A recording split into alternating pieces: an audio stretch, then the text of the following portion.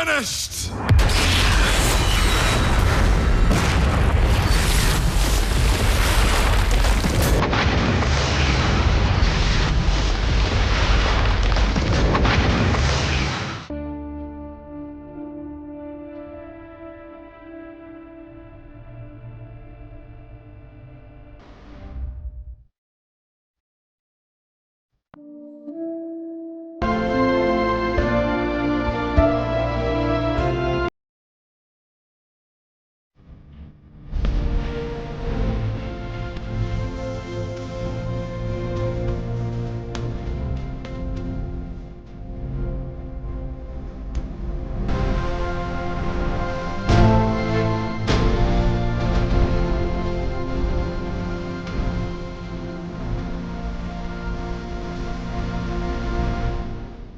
సంఘము, the church, సంఘం గురించినటువంటి ప్రాముఖ్యత మనం తెలుసుకోవాలి. The church.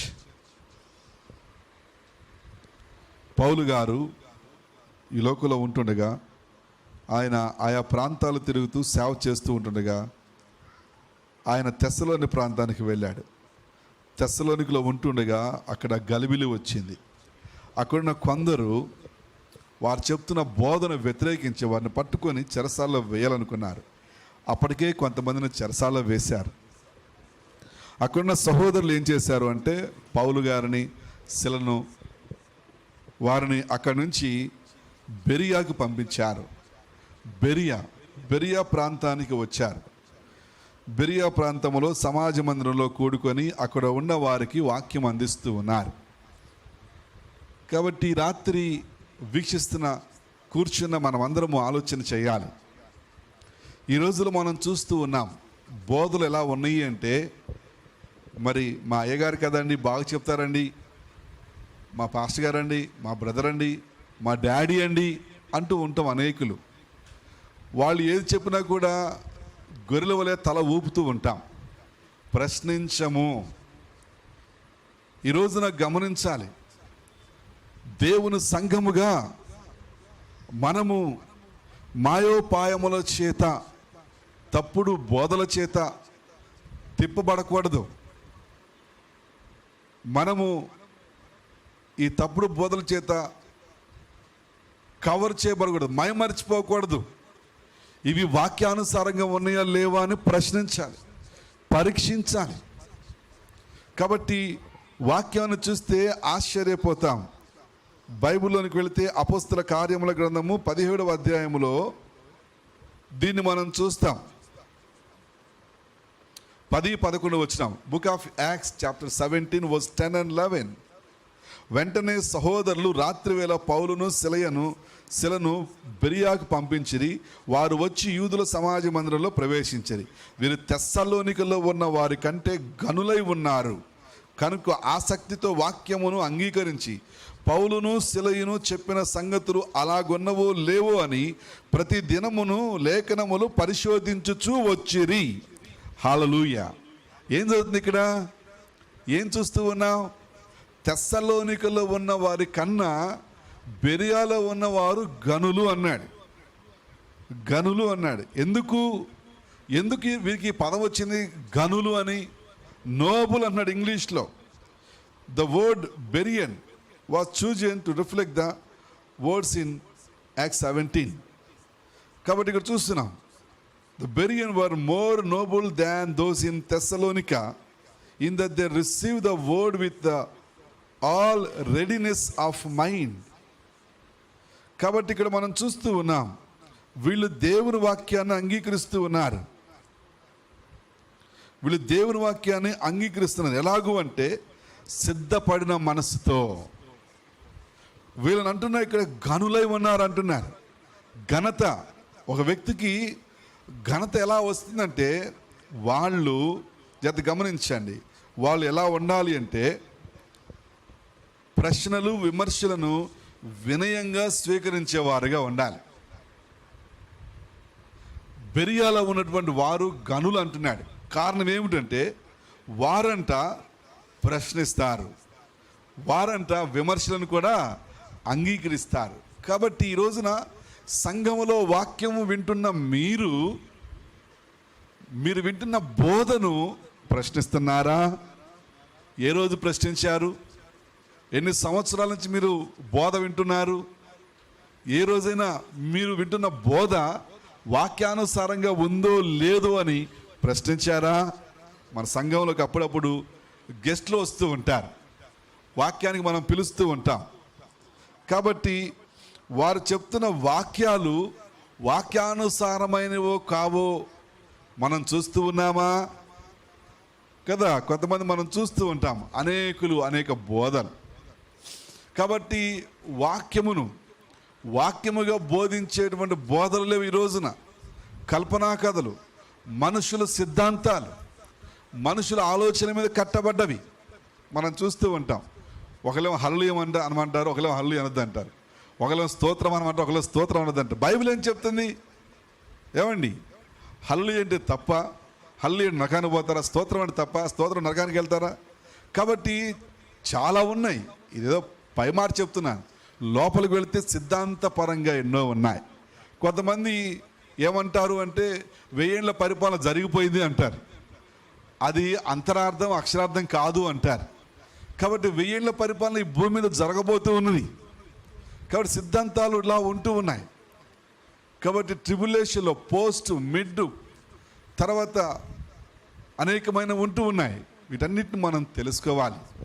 కాబట్టి సంఘం ఎప్పుడు ఎత్తబడుతుందనే సిద్ధాంతానికి సంఘము శ్రమలకు ముందు ఎత్తబడుతుందని కొంతమంది నమ్ముతారు, సంఘము శ్రమల మధ్యలో ఎత్తబడుతుందని కొంతమంది నమ్ముతారు, సంఘము శ్రమల చివరిలో ఎత్తబడుతుందని కొంతమంది నమ్ముతారు. ఈ నమ్మకాలన్నీ మనం తెలుసుకోవాలి. అసలు సంఘము ఎత్తబడదని కొందరు, ఏమండి, సంఘము ఎత్తబడదని కొందరు, అసలు 1000 ఏళ్ల పరిపాలన లేదని కొందరు. కాబట్టి ఇవన్నీ ఒకటైతే సంఘములో అపవాది ఏమండి వెలుగుదూత వేషం వేసుకొని వస్తూ ఉన్నాడు. కాబట్టి ఎలా వస్తూ ఉన్నాడు మనం చూస్తూ ఉంటాం. సంఘ పెద్దల రూపంలో కావచ్చు కదా, వేరు రూపాల్లో కావచ్చు. కాబట్టి ప్రతి ఒక్కరిని, ప్రతి దాన్ని మనము ప్రశ్నించే వారముగా ఉండాలి. మీరు ప్రశ్నించారు ఏ రోజైనా? మీ సంఘములో ఉన్న వారిని, అయ్యా నువ్వు ఎప్పుడు రక్షణ పొందావు, నీ రక్షణ అనుభవం చెప్పు, ఎప్పుడు నువ్వు పాపాన్ని విడిచిపెట్టావు, నువ్వు పాపం విడిచిపెట్టిన అనుభవాన్ని చెప్పు అని ప్రశ్నించావా?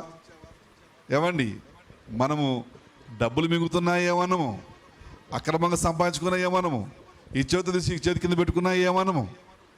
కాబట్టి ఖచ్చితంగా రేపొద్దున ప్రభు అడుగుతారు, మీకు ఎందుకు ఆయన వాక్యాన్ని బయలుపరిచారంటే మీరు ఆయన పక్షాన్ని నిలబడతారని, మీరు ఆయన పక్షాన్ని మాట్లాడతారని. ఎంత గమనించండి. ఈరోజు మనం చూస్తూ ఉన్నాం, చాలామంది అంటారు నాకెందుకులే, పానీలే, నాకెందుకులే, నాకు అవసరం లేదు, నాకు సంబంధం లేదు అనుకుంటాం. కాబట్టి ఈ 5 ఏళ్ళు ఉన్నాయి, ఈ తలంది, ఈ చేతులు ఉన్నాయి, కాళ్ళు ఉన్నాయి, నాకెందుకులే పోనీలే అనుకుంటే మనము మాట్లాడగలమా, మనము భుజించగలమా, మనం చేయగలమా? కాబట్టి ఈరోజున సంఘము ఏం తెలుసుకోవాలి అంటే ప్రశ్నించడం తెలుసుకోవాలి, వాక్యానుసారంగా జీవించడం తెలుసుకోవాలి. చాలామంది మనం వింటూ ఉంటాం, ఏమండి, చాలామంది వింటూ ఉంటాం. ఇప్పుడు మనం చూస్తున్నాం, ఈస్టర్ వస్తుంది కదా, ఈస్టర్ వస్తుంది. ఈ ఈస్టర్ 40 రోజులు ఉపవాసాలండి. ఈస్టర్ బాప్తిజం తీసుకుంటుంటారు, చాలామంది క్రిస్మస్ బాప్తిజం తీసుకుంటుంటారు, చాలామంది పెళ్లి బాప్తిజం తీసుకుంటుంటారు. కాబట్టి ఈస్టర్ బాప్తిజం తీసుకున్నా, క్రిస్మస్ బాప్తిజం తీసుకున్నా, పెళ్లి బాప్తిజం తీసుకున్నా, చిలకడ దింపు చేస్తున్నా కూడా అది నిన్ను మారు మనసులకు ఎట్లా నడిపిస్తుంది? బాప్తిజం అనేది ఒక వ్యక్తి మార్పు చెందినంత, మారు మనసు పొంది పాపిని గ్రహించి ఒప్పుకొని తీసుకునేదే బాప్తిజం. కానీ ఇక్కడ ఏమవుతుంది అంటే మనం చూస్తే క్రిస్మస్కి తీసుకుంటాం లేదా ఈస్టర్కి తీసుకుంటాం. కాబట్టి ఈ బాప్తిజాలు వారిని పరలోకం తీసుకెళ్ళావు. కొంతమంది ఇంకా తెలియగల ఎట్లా ఉంటారంటే బాగా ఈ లోకంలో ఎంజాయ్ చేస్తారు, బాగా బతికినంత కాలం, బలం ఉన్నంత కాలం, శక్తి ఉన్నంత కాలం బాగా నా ప్రాణమా తినుము తాగుము సుఖించుము, ఏమన్నా వ్యభిచరిస్తూ అన్యాయంగా సంపాదిస్తూ అక్రమ సంబంధాలు పెట్టుకుంటూ త్రాగుబోతనము, తిరుగుబోతనము, అన్యాయ సంపాదన, నీకు దేవుడు జీతంతో తృప్తి పడక, ఏమండి ప్రతి ఒక్కరి దగ్గర అన్యాయంగా తీసుకుంటూ దోచుకుంటూ చివరికి వచ్చేసరికి ప్రభు నేను పాప నన్ను క్షమించి ప్రభు అని బాప్తిజం తీసుకుంటా. దేవుడు అంగీకరిస్తాడా? కాబట్టి పొట్టి చెక్కి మనకు బాగా చూపిస్తూ ఉన్నాడు. పొట్టి చెక్కి దేవుడు అంగీకరించాడు. ఎట్లాగూ పొట్టి చెక్కి అయినాడు, నేను ఎవరి దగ్గర అన్యాయంగా తీసుకున్నాను తిరిగి వాళ్ళకి ఇచ్చేస్తున్నాను. అది తిరిగి ఇచ్చాడు. అప్పుడు దేవుడు అంగీకరించాడు. నువ్వు అన్యాయంగా ఎవరి దగ్గర తీసుకున్నావో తిరిగి వారికి ఇచ్చి వస్తావా, అప్పుడు దేవుడు అంగీకరిస్తాడు. అందుకే చెప్పాడు కదా, మన పాపములను మనము ఒకరితో ఒకరు ఒప్పుకొని ఎడలా ఆయన నమ్మదగిన వాడు, నీతిమంతుడు, మన సమస్త పాపము నుంచి, సమస్త దుర్నీతి నుంచి మనల్ని పవిత్రులుగా చేయను. మన పాపములను ఒకరితో ఒకరు ఒప్పుకోవాలి. యాకోబు పత్రికలో చెప్తున్నాడు, ఆయా పత్రికలు చెప్తూ ఉన్నాడు. కాబట్టి పాపమును విడిచిపెట్టుట. సంఘమా, మౌనంగా ఉన్నంత కాలము ఇదిగో వీళ్ళందరూ ఆటలు ఆడుతూ ఉంటారు, వీరి ఆటలు చెల్లుతూ ఉంటాయి.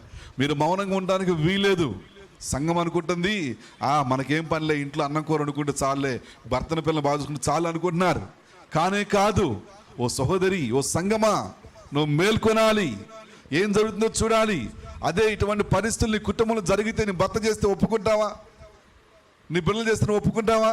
మరి సంఘమో ఎవరు మనం చూస్తుంటాం, ఎవరో ఏదో సిద్ధాంత నమ్మూల గురించి వాక్యాలు చెప్పిస్తూ ఉంటాం. కాబట్టి మనం నమ్ముతున్నటువంటి వాక్యాన్ని వాళ్ళు నమ్ముతున్నారా? కాబట్టి ఇక్కడ ఏది ముఖ్యమంటే సంఘం ముఖ్యం, వ్యవస్థ ముఖ్యం.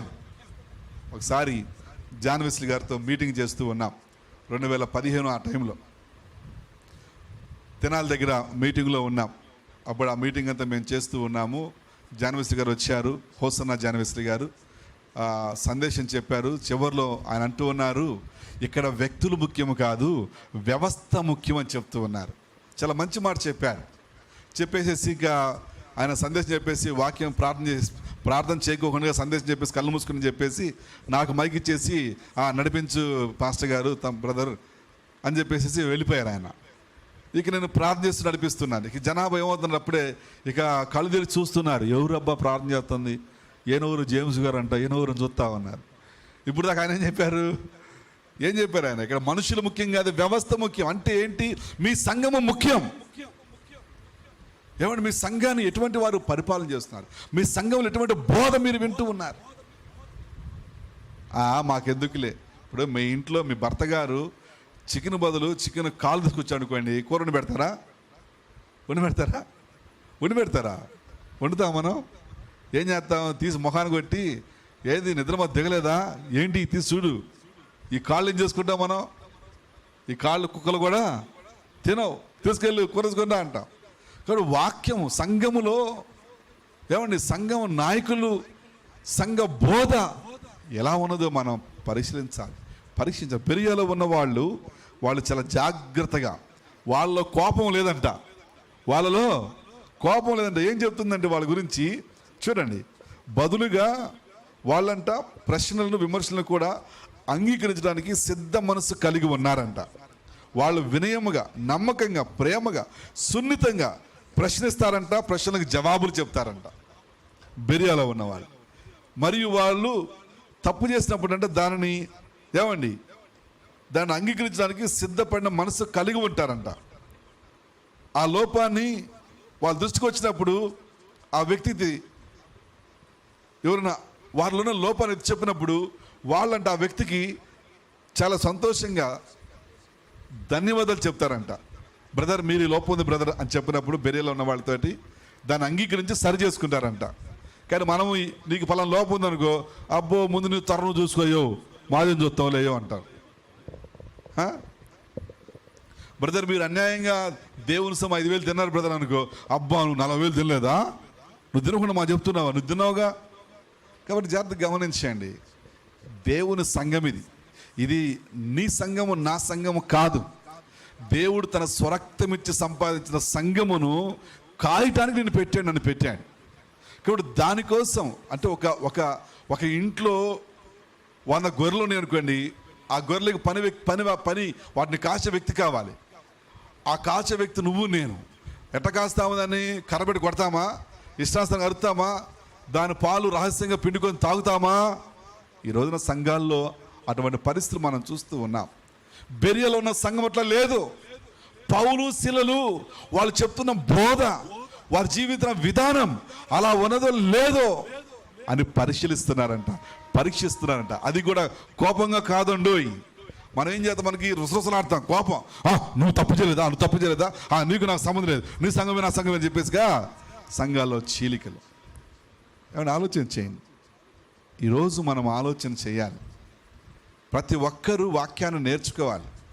ప్రతి ఒక్కరూ మనం ఎన్నుకునే నాయకులు కానీ మనం వినే బోధ కానీ వాక్యానుసారముగా ఉందా లేదా, ఆ వ్యక్తి నిజంగా రక్షణ అనుభవం ఉందా లేదా. డిగ్రీలు చూసి మోసపోవద్దు, మాటలు చూసి మోసపోవద్దు. ఇది దేవుని సంఘం. మీ ఇంట్లోని ఇటువంటి పరిస్థితి జరిగితే మీరు వ్యతిరేకించరా, మీరు దాన్ని ఖండించరా? మరి దేవుని సంఘం ఎవరిదండి? దేవుడు మనలను ప్రేమించి మనకి ఇచ్చాడు. అటువంటి సంఘములో మనం ఎలా ఉంటూ ఉన్నాం ఆలోచన చేయాలి.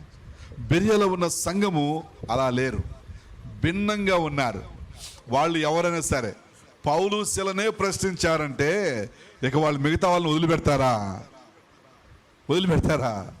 పౌలు శిల చెప్పే మాటలు, వారి ప్రవర్తన, వారి జీవితం ఎలా ఉందో చూస్తూ ఉన్నారు. ఈ రోజున చాలామంది అమ్మ మీ పుట్టినరోజు ఎప్పుడమ్మా చెప్పండి చెప్తారు, మీ పెళ్ళి ఎప్పుడమ్మా చెప్పండి చెప్తారు, మీరు రక్షణ పొందిన రోజు ఎప్పుడమ్మా అంటే ఏం చేస్తారు? నోటి మీద ఏలేసుకుంటారు, గిక్కుంటా ఉంటారు. ఎందుకోసం? అసలు రక్షణ అనుభవం ఉంటే కదా, రక్షణ యొక్క ప్రత్యేకత తెలిస్తే కదా. నువ్వు ఎట్లా రక్షించబడ్డావు? యేసు ప్రభు శిలువ త్యాగము ద్వారా. నువ్వు ఎట్లా రక్షణలోకి వచ్చావు? యేసు ప్రభు నీ కోసము చిందించిన తన రక్తము ద్వారా,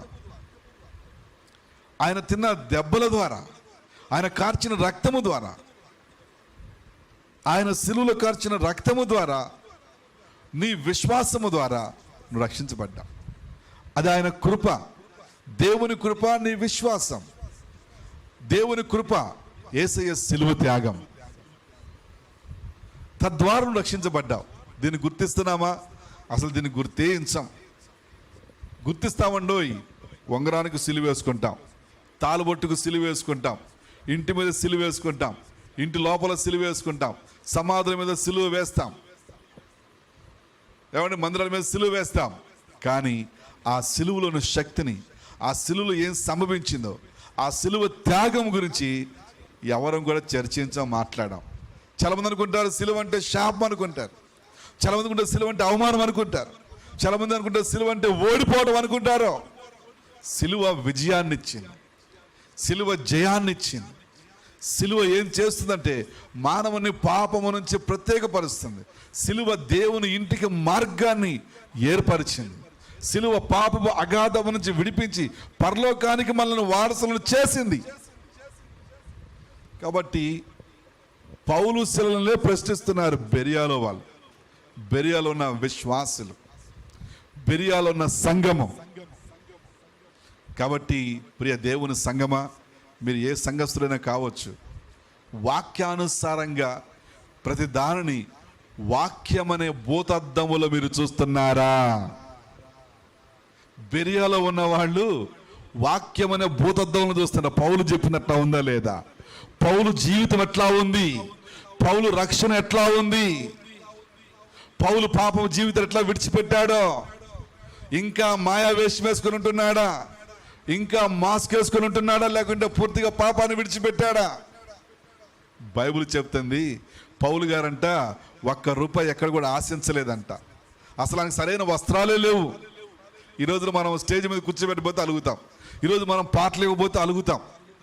ఏమండి ఈరోజు మనము అరే పలానా ఆయన నాయకుడు, ఆయనకి ఏమి ఇవ్వాలి? ప్రార్థన ఇవ్వాలి, పాట ఇవ్వాలి. లేకపోతే ఏమండి పౌలు గారి దగ్గర ఇట్లాంటి చల్లవు, బెరియా సంఘం ఇట్లాంటి చల్లవు. వారు వాక్యము తెలుసు వారికి. కానీ మనం ఎట్లా ఉంటున్నాం? మన సంఘాలు ఎట్లా ఉన్నాం? అది మీ సంఘమా, దేవుని సంఘమా? ప్రశ్నించుకుందాం. దేవుని సంఘం అయితే దేవుని చిత్తానుసారంగా జీవిస్తాం. ₹1 ఆశించాం, ₹1 దొంగిలించాం. ఒకవేళ దొంగిలించినా అయ్యా నేను తప్పు చేశాను, ఇదిగో ఫలానా రోజున నేను ఇంత సొమ్ము దేవుని సన్నిధిలో, దేవుని సంఘంలో దొంగిలించాను, దేవుని ఆస్తులను నూకాను, ఇవన్నీ దేవుని అని చెప్పి తిరిగి ఇచ్చేస్తావు. కానీ ఇస్తూ ఉన్నావా? నన్ను అడిగేవాడు ఎవడూ లేడు అనుకుంటున్నావా? జాగ్రత్త సుమా, ఒకనొక రోజు ఉంది, ఈ లోకాన్ని విడిచిపెట్టాలి. అప్పుడు నీ నిత్యత్వం ఎక్కడా? బైబిల్ చెప్తుంది మీరు ఎవరికి అచ్చి ఉండవద్దు. బైబిల్ చెప్తుంది నీ కోసం ఆయన అన్నిటిని వెల చెల్లించేశాడు. నువ్వు విడిచిపెట్టావా? ఒప్పుకున్నావా? తిరిగి చెల్లించావా? పొడి చెక్కయ్య అని వెళ్ళడిగితే పొడి చెక్క నువ్వు చెల్లించావంటే భలే వాడే పాస్టర్ గారు, నేను ఇదిగో శ్యామ్ గారి దగ్గర 1000 రూపాయలకి 10,000 తీసుకున్నాను, కాబట్టి ఇప్పుడు నాకు ఎంత ఇచ్చాను, 40,000 తిరిగి ఇచ్చేసాను. ఇచ్చినటువంటి అనుభవాలు ఉన్నాయి ఎవరికన్నా? అది బైబిల్లో కదని చెప్పిందే. ఎవరు చేశారు నిజంగా? ఎందుకు చేశారు? ఎవరిని చేశారా?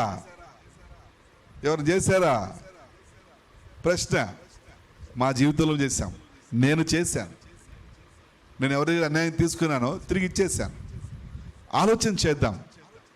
ఈ రోజున సంఘము బెరియా లాంటి సంఘాలుగా మారాలి. బెరియా లాంటి సంఘముగా మారితే ఇక ఎవరి పెత్తందారితనము పని చేయదు. ఈ రోజున పెత్తందారితనం పని చేస్తుంది. ఈరోజు సంఘము మౌనంగా ఉంటుంది.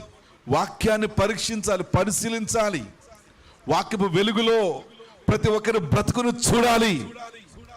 దేవుని దగ్గర, దేవుని యొక్క రాజ్యములో నీ రోషం పనికిరాదో, నీ కుట్రలు కుతంత్రాలు పనికిరావో. ఈ లోకంలో పనికి వస్తాయి, నీ సంఘం అంటే పనికి వస్తాయి, కానీ దేవుని సంఘంలో పని చేయం. దేవుని సంఘము పవిత్రమైనది. దేవుని సంఘము దేవునికి లోబడేదిగా ఉంటుంది. వినయ మనస్సు కలిగి ఉంటారు, వినయ మనస్కులుగా ఉంటారు. దేవుని సంఘము ప్రేమ కలిగిందిగా ఉంటారు. దేవుని సంఘము దేవుని కోసం నమ్మకంగా జీవిస్తారు. ఈ రోజున నమ్మకత్వము లేదు. మనుషులను నమ్మబలుగుతూ ఉన్నారు తప్ప, మనుషుల కోసం బోధిస్తున్నారు తప్ప, మనుషుల కోసం మంచివారిని పెంచుకోవడానికి బోధలను జీవితాలను కట్టుకున్నారు తప్ప దేవుని సంతోషపరిచేవిగా లేవు. పౌలన్నాడు, నేను మనుషులను సంతోషపెట్టేవాడినైతే దేవుని దాసును కాకపోవదును. గలతీ పత్రికలో అన్నాడు. అంటే ఏం చేస్తున్నాడు? పౌలు చురకలేస్తున్నాడు, ఉన్నట్టుగా మాట్లాడుతూ ఉన్నాడు. ఏదో కథలాగా చెప్పి ఒక పాటలాగా చెప్పేసేసి ముగించేయటంలా నేరుగా మాట్లాడుతున్నారు. మీరు పాపం చేస్తున్నారు, పాపంలో ఉన్నారు, పాపాన్ని విడిచిపెట్టండి. బైబిల్లో బోధలన్నీ అవే. ఇండిపెండెంట్గా మేము చేసేది కూడా అదే. డైరెక్ట్గా మేము బోధిస్తాం కాబట్టి మమ్మల్ని ఒకసారి రానిస్తారు, రెండోసారి నమస్కారం పెడతారు. కాబట్టి నిద్రపోవద్దు. జోల పాటలు పాడే సమయం కాదు ఇది. దేవుని యొక్క రాజ్యము, దేవుని యొక్క సమస్తము అన్యక్రాంతమైపోతుంది. సంఘము మేలుకోవాలి. బెరియలో ఉన్న సంఘం మేలుకుంది. పౌలు గారు ఎక్కడ, వాళ్ళు ఎక్కడ? పౌలు గారు అంతటి ఆయన్నే ప్రశ్నిస్తూ ఉన్నారు. ఆయన చెప్పినటువంటి వాక్యాలు, ఆయన జీవితం, ఆయన తత్వము, ఆయన మనస్సు అలా ఉన్నాయో లేవో అని ప్రతి దినము లేఖనాలు పరిశోధిస్తున్నారు. ఈ రోజున మనం చూస్తూ ఉన్నాం, చాలామందికి రక్షణ అనుభవం ఉండదు. ఏదో కట్టుకథలా చెప్పుకుంటూ ఉంటారు. పాపాన్ని విడిచిపెట్టారా, ప్రేమను కలిగి ఉంటున్నారా? కొందరు జీవితాలు అసలు ప్రేమే ఉండదు. ఎట్లా ఉంటారంటే, మా ఇంటికి వస్తే ఏమి ఇస్తాం, మీ ఇంటికి వస్తే ఏమి ఇస్తాం, మా ఇంటికి వస్తే ఏం తెస్తాం, మీ ఇంటికి వస్తే ఏమి ఇస్తాం.